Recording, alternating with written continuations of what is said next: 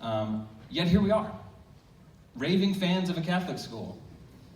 So we want to share with you a little bit about how we ended up where we are and just how we end up with our kids here and all of that. So in the process of doing that, though, I want to show you what I have here in my hand. See what that is? It's an acorn. If you're like me, you might have about 10 million of these in your yard right now. It's great. Acorns are small, unassuming, but given the right soil, they grow into towering oak trees. Our children are like this acorn. I've got 6 of them. But whether you have one or more than I have, we as their parents have the privilege and terrifying task of doing our best to put them in good soil. And so Liz and I want to tell you why we believe St. Joe's is really good soil. So here's how we got here. We, like I'm sure many of you, had been praying about our children's educational path for years. And for several years, public schools worked for us, thankfully. But it was as the middle school years approached that we began to grow very concerned with the godless, secular worldview and culture that is unfortunately so prevalent in our public schools. So we tried homeschooling. Let's just say no one was happy about that. It was definitely not the right fit for our family. So when, praise God, a friend suggested that we look into St. Joe's, we were intrigued. Now, we would have dismissed this as an absolute impossibility had our friend not told us about St. Joseph's flexible tuition program. We never imagined that a private Christian education would be an option for our single income family of 8. But we took St. Joe's at their word, applied, and were astounded at the financial aid that they made available to our family. We've since learned that it was the vision of a woman named Margaret Ann Moon. I thank God for her a lot. She was one of the school's founders, and it was her vision that any student who wanted to be here should be able to be here. Well, the school has remained true to that vision, and by means of very generous financial aid, our 3 oldest boys are here, and they are thriving in this soil. Now, what about the non-Catholics sending their kids to a Catholic school? Well, simply put, when it comes to the formation of our children, we have found that the beliefs that we share with our Catholic friends here far outweigh the beliefs that we don't share. And even in the beliefs that we don't share, that's actually led to some great discussion with our children as they ask questions about what we believe about Mary and et cetera, just things that might come up in the day-to-day. But it's really what we do share is what's important. So what is that? What do we share with our friends here at this Catholic school? Well, it's already been said, I think, but it's there in the mission statement of St. Joe's. To conform the hearts and minds of students into the likeness of Christ. Isn't that awesome? The answer is yes.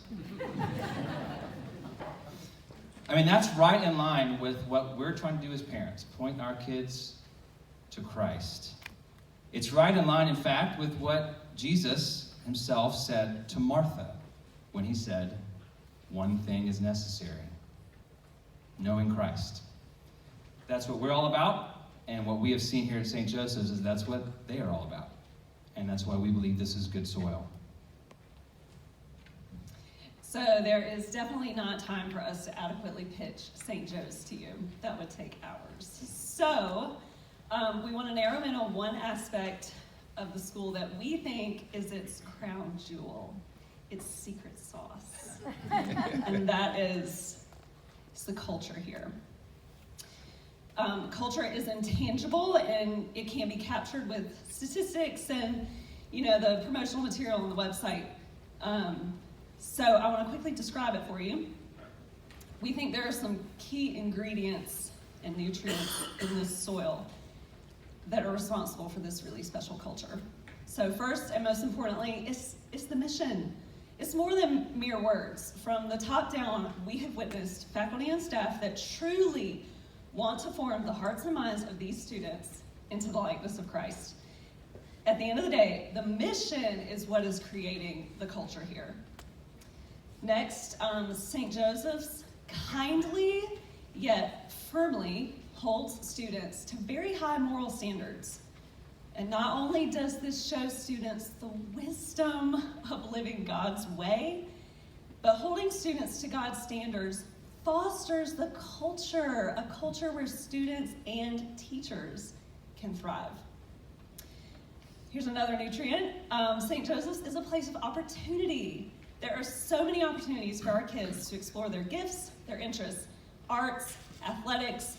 Our sons, their first year here last year, participated in 3 sports that they had never played before and loved every minute of it. Another son learned to play an instrument he had never touched before 6th grade, and he learned to play an instrument.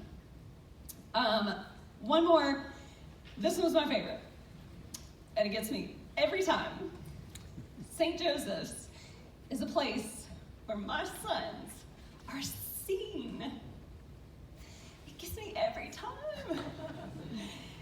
In Mr. Kaiser's column in the August newsletter to parents and students, he wrote this. He said, "Every child is a unique, unrepeatable, and a precious mystery made in the image and likeness of God." Father Duncan said the same thing earlier.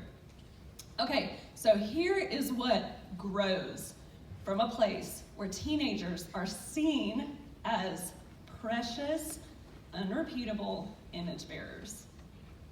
Okay, so this is what it looks like.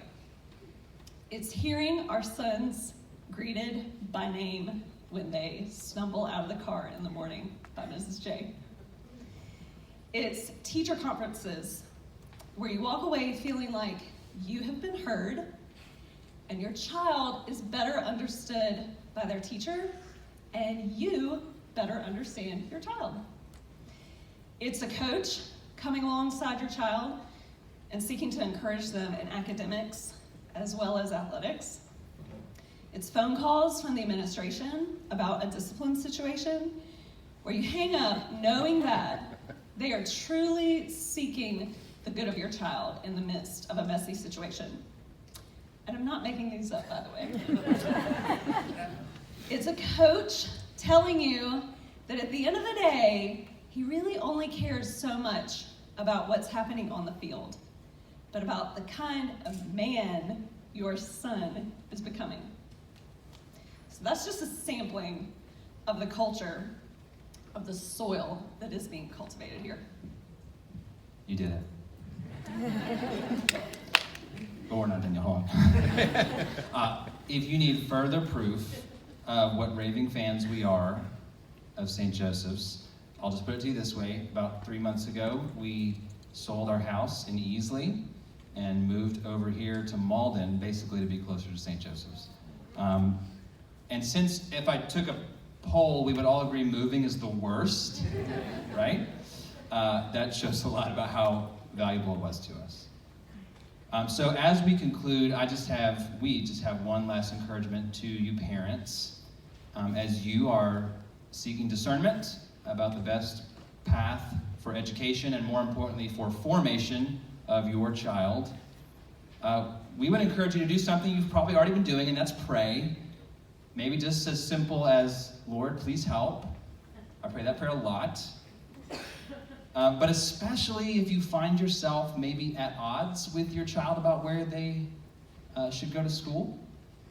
Because, as parents, we're the ones who are able to have the long view, whereas children tend to be caught up in, the next thing on TikTok, the next Apple product release. I mean, back to the acorn imagery. We have the perspective of what's needed over the long term for the acorn to thrive and become a towering oak. And so as you pray that the Lord would give you wisdom to direct your child in that way. They are acorns who don't know what the best soil is. But again, you may not be perfect, you may not be infallible, but I think you do have a much better sense in the long term what the good soil is. So there, my friends, is why we believe that St. Joseph's is really good soil.